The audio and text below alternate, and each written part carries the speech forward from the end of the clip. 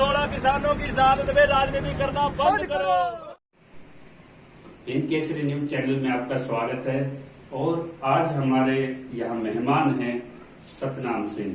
सतनाम सिंह को भले ही आप कम जानते हैं, लेकिन इस देश की जितनी भी खुफिया पुलिस है, पंजाब की, हरियाणा की, पीएमओ की, उनके लिए हिट लिस्ट चेहरा बन चुके हैं। जैसे किसी जमाने में भगत सिंह हुआ करते थे, दीप सिद्धू बदनाम होके भी एक मुद्दे पे खड़े होके, नॉन कॉम्प्रोमाइज होके, जिस तरह पंजाब के वहां पे लाखों आदमी उनके शहादत पे उमड़े, तो इसी तरह से उसी लीगेसी में अपने मुद्दे पे, एमएसपी कानून पे, आपने देखे होंगे बॉर्डर खाली हो गए, चिट्ठी आते ही कमेटी का खेल खेला गया। लेकिन कुछ चुनिंदा साथी यहाँ पे आज बैठे हैं। सिंगू बॉर्डर पे इनका मुकाम रहा, टिकरी बॉर्डर पे हरियाणा स्कीम के साथ इनका सहयोग रहा, तो क्यों खुफिया विभाग की हिट लिस्ट में है, सरकार की हिट लिस्ट में है, लेकिन आप लोगों से इनका परिचय नहीं था। जान लेते हैं कौन है सतनाम सिंह जी। सतनाम सिंह जी, आपका स्वागत है हमारे चैनल पर। आपकी आयु कितनी है सतनाम जी? आयु 29 साल करीब हो गई। कहाँ तक एजुकेशन ली है आपने? एजुकेशन मास्टर है इकोनॉमिक्स में जी, BHU से जी। Very good. कौन सी यूनिवर्सिटी से? बनारस हिंदू यूनिवर्सिटी से। और ये पृष्ठभूमि क्या रही है परिवार की आय कमाने खाने का? परिवार देखो जी, हमारा परिवार तो खेती से शुरू से हम खेती करते आए हैं और हमारा जो जुड़ाव है खेती से लगा रहा है, तो अब तक भी खेती होती है। आपकी पग बता रही है 11 मीटर की, क्या पंजाब से हैं?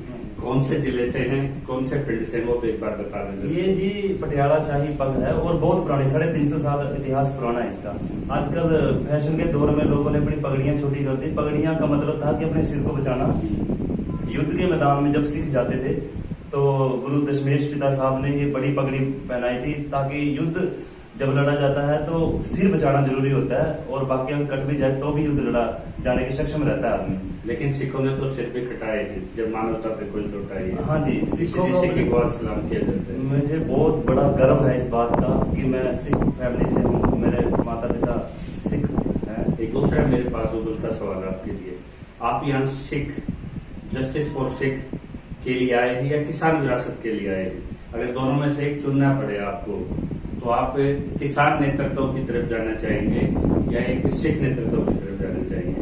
देखो जी, सिख नेतृत्व है जो, वो एक दूसरा पड़ाव है, वो एक मतलब एक जोन टाइप हो गया। आप अपने को किस लेगेसी में रखना चाहेंगे? मैं तो अपने आप को एक तरफ आपको किसान नेतृत्व दिया जाए, एक तरफ आपको पंजाब का सिख नेतृत्व दिया जाए, तो खालसा में जाएंगे या किसान की हालत पे जाएंगे, किसान के संगत पे जाएंगे?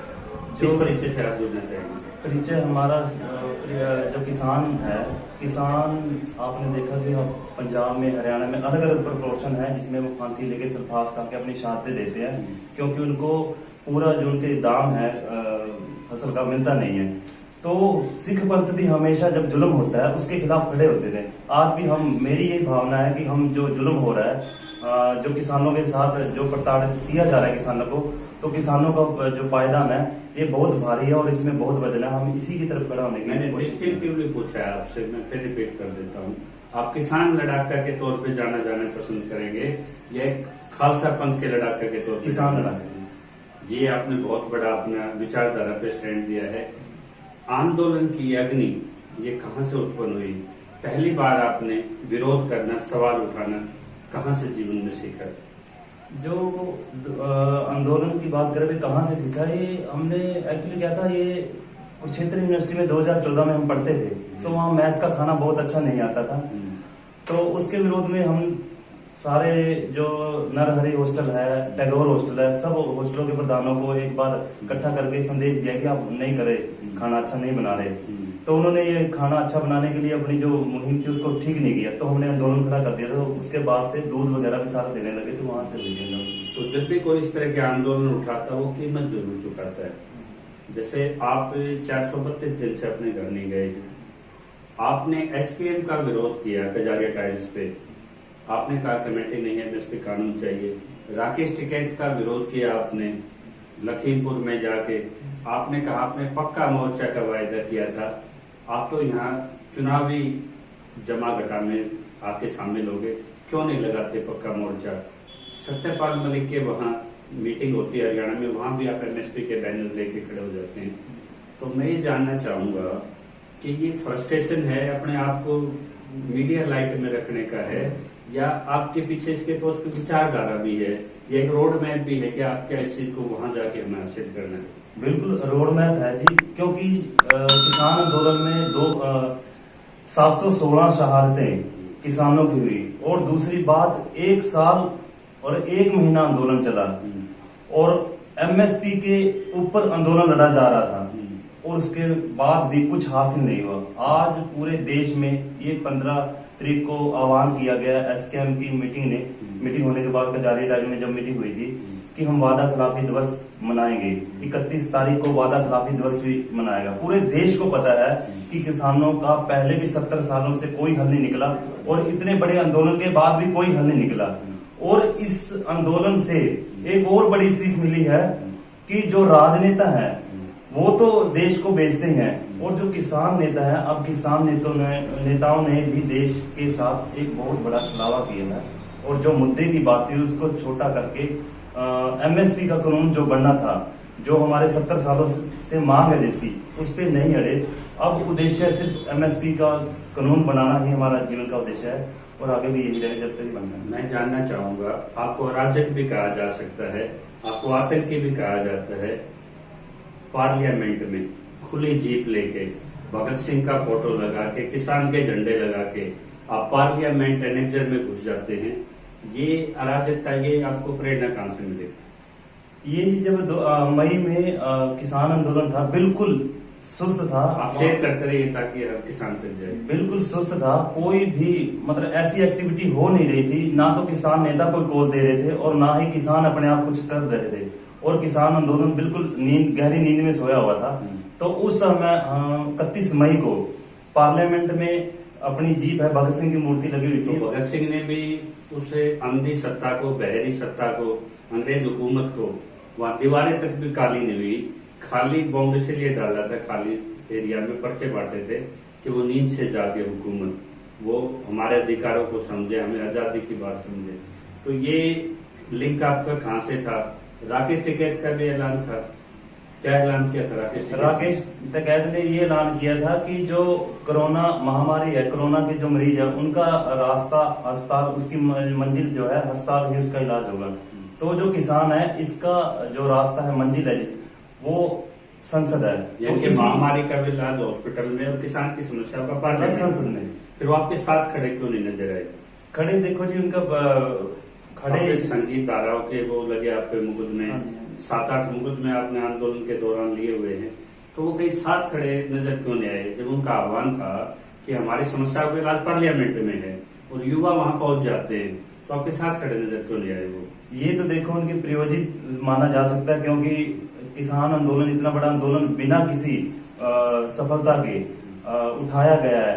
तो कहीं ना कहीं मेरे को ऐसा लगता है, मेरे अंदर अंतरात्मा मेरी कहती है कि ये किसान नेता थे, इन्होंने साथ मिलकर उठाया है। और तो साथ तो आपके वो 32 भी मिले हुए थे पंजाब के, बिल्कुल, जो आज भी उस कमेटी के मेंबर रज्जेवाल बने हुए हैं, चढ़ोनी बने हुए हैं, और सहरावत साहब बने हुए हैं, जो उनके महासचिव टिकट के। तो कभी आपने उनका घेराव नहीं किया? आपने कभी रज्जेवाल को पंजाब में विवश नहीं किया कि आप इस रद्द कीजिए इस कमेटी को, ये हमें 25 साल पीछे धकेल रही है? तो क्या ये खाली पगड़ी और नॉन पगड़ीधारी पे ज्यादा टेक रहा आपका? वहां तो आपके सवाल वहां भी तो हो सकते थे आपके। नहीं, हमने इनका घेराव भी किया, और ये हमारे सवालों का जवाब देने में सक्षम भी नहीं हुआ, और इन्होंने हाथ जोड़ के बोल दिया हमारे पास इसका जवाब नहीं है। हमने जब पूछा कि आपने इतना बड़ा आंदोलन चलाने में भूमिका निभाई और नेतृत्व किया है, क्या आपको ये लगता नहीं है कुछ हमें नहीं हासिल हुआ? तो उन्होंने बोला कि सरकार ने ये करवा दिया काम हमारे से।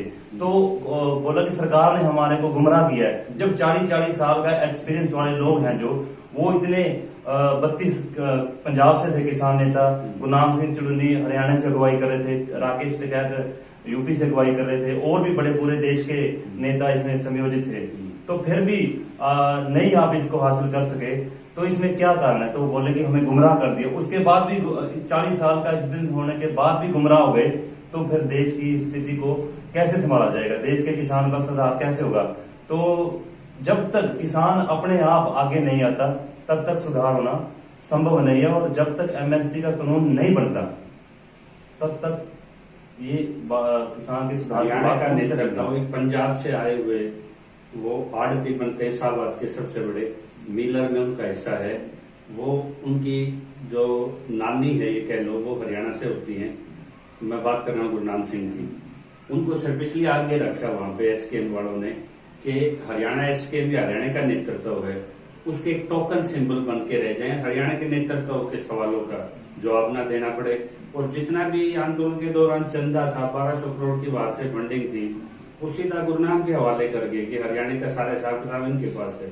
वही पंजाब में चुनाव लड़ते हैं, न पंजाब में कोई सवाल उठता, न SYL पे कोर्ट के, सुप्रीम कोर्ट के फैसले के बावजूद ये कहते कि भाईचारे की मिसाल देके यहाँ पानी देना चाहिए। तो आज उनको आज कैसे एक्सेप्ट कर पाएंगे आप लोग उनको दोबारा यदि वो आते हैं इसमें, आपके मुहिम में आते हैं? देखो जी, ऐसा एक कहावत है कि दूध का जला छाछ को भी फूंक मार मार के पीता है। अब जो किसान है, जो आम किसान है, जो खेती से बिल्कुल जुड़ा है, ये आड़ती थे, आपने जैसे बात कही है। अब जो जमीन से अपने हाथ से खेती करता है जमीन पे, वो इनके बहकावे में बिल्कुल भी नहीं आएगा। क्योंकि एक बार जो धोखा दे जाता है, बार बार धोखे की उसमें आशा लगाई जाती है। और किसान अब आशा लगा रहा है कि ये दोबारा भी धोखा देंगे और किसान इनको आगे बिल्कुल भी नहीं आने देगा। किसान खुद चलकर सड़कों पे, जहां भी संसद भवन आना, खुद अपने आप मुहारे अपनी तड़प को लेके आगे आएगा। और क्या आप मानते हैं दोबारा कभी वो सड़कें उस संख्या में लोग नजर आएंगे? क्या जिस तरह से जमावड़ा था लाखों का, वो जमावड़ा नजर आएगा, या भविष्य में आंदोलन किसी और रूप में नजर आएगा? बिल्कुल, क्योंकि जो सरकार की दमनकारी नीतियां हैं वो लगातार बढ़ती जा रही हैं। अभी आपने पीछे देखा कि हरियाणा, पंजाब और हिमाचल प्रदेश का जो भाखड़ा नंगल डैम पे हिस्सा था, हिस्सेदारी, उसका नाम भी बिल्कुल हटा दिया गया। ऐसी ऐसी स्थितियां लेके आएंगे और पानी से वंचित कर रहे हैं, थोड़ा जा रहा है। केंद्र वाटर रिसोर्स को अपने कब्जे में लेती है और समान बंटवारा करती है, तो क्या आपत्ति है उसमें? ये क्योंकि जैसे राष्ट्रीय राजमार्ग जोड़े गए, नहरें जोड़ी जा सकती हैं, न्यायोचित उसका बंटवारा दिया जा सकता है, तो एक स्टेट की मोनोपोली क्यों करेगी स्टेट? देखो जी, जो आप पानी की बात है, बंटवारा मतलब समान रूप से करेगी। जो अभी मतलब इंफ्रास्ट्रक्चर है, गुजरात को ही मेन मॉडल बनाया गया, गुजरात को ही पूरे बढ़ा चढ़ाकर उसमें जो प्रति व्यक्ति आई है वो बड़ी हुई है, और पंजाब भूखा मर रहा है पड़ोसी।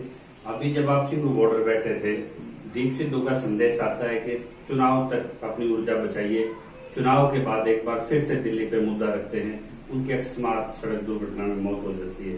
क्या उससे मुहिम को झटका लगता है? बिल्कुल जी, एक बहुत अच्छा कद्दावर जो किसान आंदोलन में बहुत बड़ी भूमिका निभा के गया, और उसका ना होना, उसका घाटा हम पूरा पंजाब और पूरा देश पूरा नहीं कर पाएगा। क्योंकि उन्होंने पूरे देश के किसानों के सुधार के लिए आवाज उठाई थी। शंभू बॉर्डर से दिल्ली तक लाने वाले, उनका आह्वान था कि रेलवे ट्रैक रोकने से कुछ नहीं होगा, दिल्ली का घेराव करना पड़ेगा। क्या उनका वाकई योगदान था वहां संख्या में? बिल्कुल, उनका पूरा पूरा उन्होंने स्टार्ट ही किया था आंदोलन को, वो ही दिल्ली तक लेके आए। लेकिन दिल्ली के बॉर्डर पे आने के बाद यही विवाद हुआ कि किसान नेता खोजे, तो अपने आप आ गए। और विवाद को कल मेघालय के राज्यपाल कहते हैं कि सिखों का पहला हक था, खाली पोल पर उन्होंने झंडा लगा दिया, कोई मसला ही नहीं था। अब बीजेपी भी दबे शब्द में स्वीकार करने लगी है कि किसानों का हक या जनता का भी लाल किले पे इतना है जितना प्रधानमंत्री का नहीं। अगर ऐसी बात भी, जैसे दीप सिद्धू बदनाम होकर भी अपनी लड़ाई से पीछे नहीं हटे और तरह तरह के नाम दिए गए, लेकिन जन भावना और मुद्दे से वो भटके नहीं, तो क्या आप इतना आलोचना सहन कर पाएंगे? बिल्कुल जी, देश की सेवा के लिए चाहे जान भी चली जाए ये भी कम है। देखो, किसी का सोशल, अगर किसी का हनन कर दिया जाए, सामाजिक मौत कर दी जाए, उसकी छवि दूसरी रख जाए, तो क्या उस परीक्षा से आप गुजरने के लिए तैयार हैं? बिल्कुल नहीं, कोई ऐसी तो एमएसपी कानून में सबसे बड़ा रोड़ा क्या नजर आ रहा है अभी आपको? एमएसपी कानून बनने में सबसे बड़ा रोड़ा एमएसपी की कमेटी जो बनाई जा रही है, वो सबसे बड़ा रोड़ा है। क्योंकि किसान के मुद्दे को जो हल आज होना है, सुधार जो आज होना है, उसको 20, 30, 40 साल पीछे धकेला जा रहा है। सरकार ने तो कमेटी नहीं बनाई, एसकेएम खुद कमेटी बना के बैठ रहे हैं, तो उस एसकेएम को कमेटी को रद्द कैसे कराएंगे आप लोग? आप तो बहुत कम संख्या में हैं। कम, देख, क्रांतिकारी सच्चे लोग होते हैं, कम संख्या में होते हैं, लेकिन आवाज पूरी जोर से पहुंचाते हैं। क्योंकि भगत सिंह ने ये बोला कि गूंगों को, बहरों को जगाने के लिए, सुनाने के लिए आवाज को ऊंचा करना पड़ता है। तो ऐसे हम कोशिश में लगे कि इनकी आवाज को ऊंचा किया जाएगा, एमएसपी की आवाज को, और देश 800 किलोमीटर दूर से अब्बू नाम का लड़का आता आजमगढ़ से, पीछे से आते हैं आपके यूपी से कोई 300 किलोमीटर चल के प्रदीप धनखड़ जी, इधर से और साथियों की टीम आपके साथ जुड़ती है। तो क्या आपने सोचा था कि इस तरह की आप अकेले चलेंगे, इस तरह आपका साथ बनेगा? ये पहले से आपका पहले से वो था? नहीं, देखो जी, सच के ये साथ हालातों में आपकी ये गठबंधन हुए हैं। इंसानियत अभी मरी नहीं है और सच के साथ खड़े होने वाले लोग अभी जिंदा हैं और जिनका जमीर जाग रहा है वो इस मुहिम में, एमएसपी की मुहिम में लगातार आ रहे हैं। धनखड़ साहब भी टिकरी बॉर्डर पे बैठे हुए हैं, वो लगातार अपनी आपके गिरफ्तारी के सिद्ध आदेश दिए जाते हैं टिकैत द्वारा लखीमपुर में, गिरफ्तार कर लो, ये दोबारा आंदोलन खड़ा करना चाहता बेवजह। तो जब आप वो 10 तारीख को वापसी करेंगे चुनाव के बाद, उन्होंने तो उसी तरह से प्रायोजित खेल खेलने हैं, चंदे से खेलना है, बिचौलिया बन के रहना है। जब आप उनसे टकराओगे तो एक तरह जैसे आपकी गिरफ्तारी पीड़ित परिवारों के बुजुर्गों ने आगे लेट के जीप के रुकवाई, तो कहाँ आपको लगता है कि इस लड़ाई में जब आप सीधे टकराओगे तो आप कहीं वजूद में भी नजर आओगे? देखो, संघर्ष करना हमारा काम है, क्योंकि जो राजनेता हैं और राजनेता बनने की कोशिश में हैं वो अपने सामने आने वाले हर कांटे को चुक देते हैं। जैसे दीप सिद्धू के साथ भी ऐसा हुआ है। तो हमारा कर्म है, साथ इस तरह की कोई घटना हो सकती है? इस तरह की घटना हो सकती है, क्योंकि हम लखीमपुर में जब गए पीड़ित परिवारों के साथ आंदोलन करने के लिए डीसी दफ्तर, तो वहाँ राकेश टिकैत जी भी बिना अनिश्चित समय पे पहुंच गए और हमें दबाया गया। जब हमने सवाल जवाब किए तो बोला कि ये दोबारा आंदोलन खड़ा कर देंगे, इसको अरेस्ट कर लो। तो एक मैं पूछता हूँ, जब आप बेड़िया डाल के पहली बार बैठे, एसकेएम की मीटिंग चल रही थी, कई नेताओं ने आपसे संपर्क भी किया, तो आपने वहां बातचीत में सवाल भी रखे होंगे कि क्यों आप आंदोलन को समेट रहे हो? जब इतने लोगों के साथ आपके मुद्दे की सुनवाई नहीं हो रही, तो चिट्ठी को लेके कहाँ सुनवाई होगी? जो गृह मंत्रालय की कोठी पे 8 नेताओं ने सरेंडर करके लिखवाई हो, तो वहां उन नेताओं का आपका क्या रिस्पॉन्स था? देखो जी, वो शुरू से ही प्रायोजित थे। आपके अंधेरे में नेता थे, आपसे से बेटा रहने तो मान जाओ, पंजाब के भाईचारे पे बैठ पड़ेगा। बिल्कुल, वो आड़तियों का एक प्रकार से आंदोलन आड़तियों के द्वारा चलाया जा रहा था, तो वो सीधी चोट आड़तियों पर थी, तो इसीलिए वो कह रहे थे और बीजेपी सरकार से प्रायोजित भी थे। और हमारी बात को जब भी हम सवाल जवाब करते थे वो जवाब दे नहीं पाते थे और जवाब देने के नाम से वो भाग जाते थे।